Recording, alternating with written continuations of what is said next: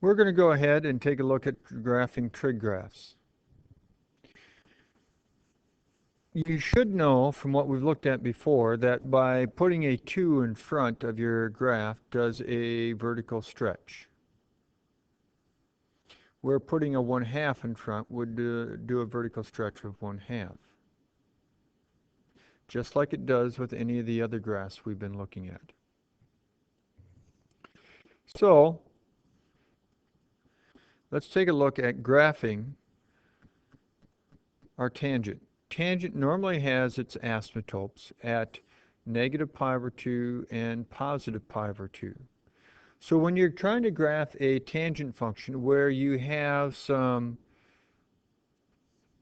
different periods going on and phase shifts going on like we have here, you want to then go ahead and take what you have right here and set it in between your two normal asymptotes of your negative pi over 2 and positive pi over 2.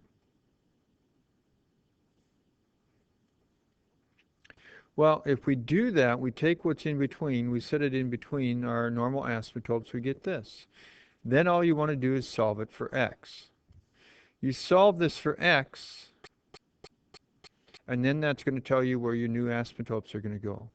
So you want to go ahead and add a 1/4 of a pi.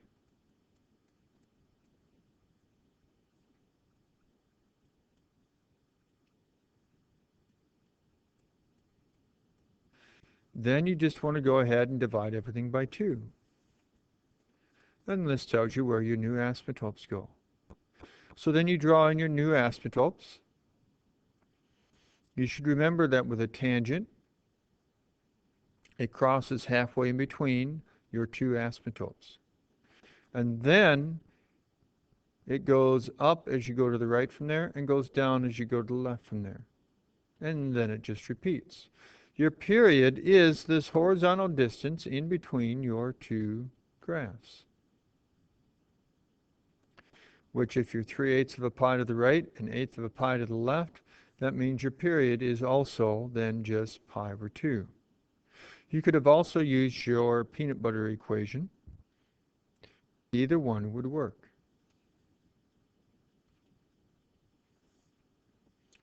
Well, let's go ahead and take a look at cotangent.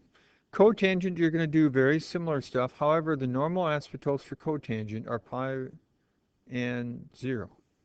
So you're going to take what you have in between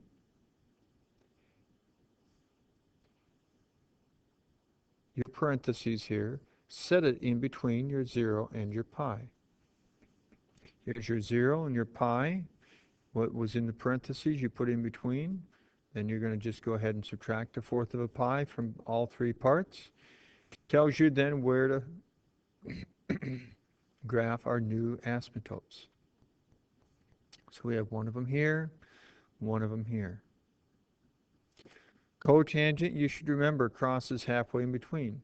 Halfway in between your 3 pi over 4 and your negative pi over 4. You could just go ahead and add those two together and divide by 2. You end up getting a 1/4 of a pi if you're not able to see what would be halfway in between. You should also remember that cotangent, as you leave and go to the right from where it crosses, goes down. When you leave from where it crosses for cotangent and go to left, it goes up.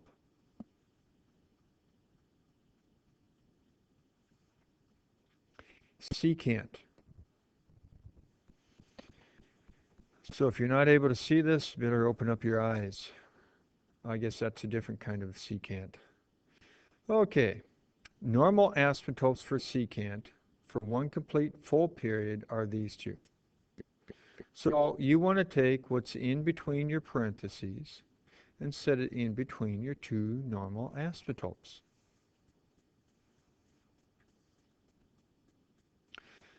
Then you'd want to go ahead and just continue to solve it. You'd want to add pi over 2 to all three parts and then divide by 2. So on the left side we get 0, the right side we get pi. That tells you where to draw your two new asymptotes for one complete full period. So you're going to draw it here at 0 and here at pi. That's for one complete full period. But you should remember For one complete full period, secant has an additional asymptote in the exact center. Well, halfway in between your 0 and your pi is your pi over 2. You should remember, between your first two parentheses, it's a horseshoe up. Between the next two parentheses, it's a horseshoe down. Question is, how far does that horseshoe come down before it goes back up? Well, that's given to us by our value of a. A is 1/2, so it's going to come down to a height of 1/2 and go back up. So then where the one opening down, it's going to come up to a height of negative 1/2 and then go back down. Then you have one complete period in here, and then it's just repeated after that.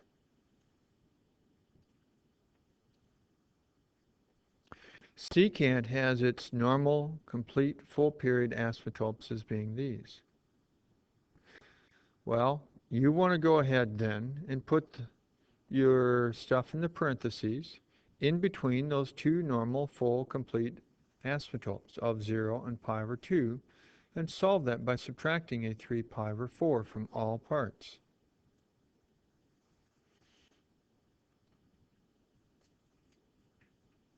So we end up getting our new asymptotes then being negative 3/4 of a pi, which would be here, positive pi over 4, which would be here.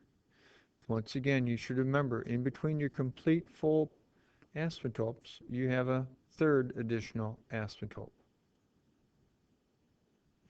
By the way, the total distance from here down to here is 2 pi. Your 5 pi over 4 to the right, 3 pi over 4 to the left. You could add those together and get it 8 pi over 4 or 2 pi. You could have also used your peanut butter equation. You should also remember that in between the first two asymptotes, it's a horseshoe up. In between the second two asymptotes, it's a horseshoe down.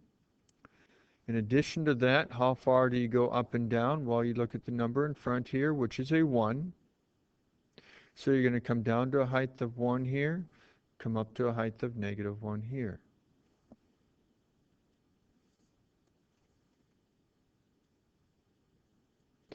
So here, you're going to want to just put this on your graphing calculator and graph it to see what happens.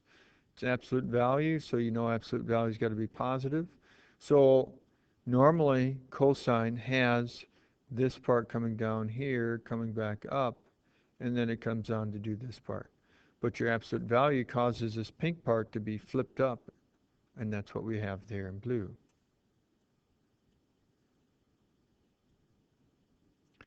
Here you have your absolute value of your sine. The negative flips your absolute value graph upside down, and then it adds 2. So you should be able to just graph this on your calculator. Same idea with this one here. With this one here, you can graph it on your calculator.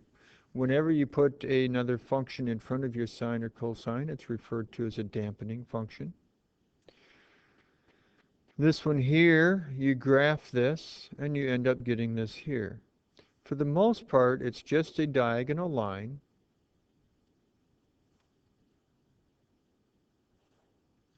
And you have a sine function going up and down on each side of that. Your diagonal line is your x.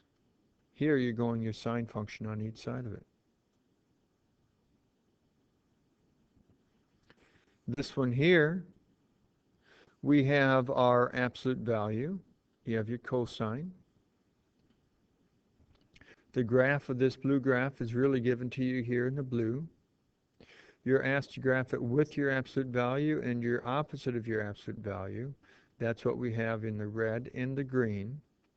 Really, this is just saying, I'm going to graph my cosine function, and I'm going to oscillate it up and down in between the absolute value graphs. And that's what we have going on here.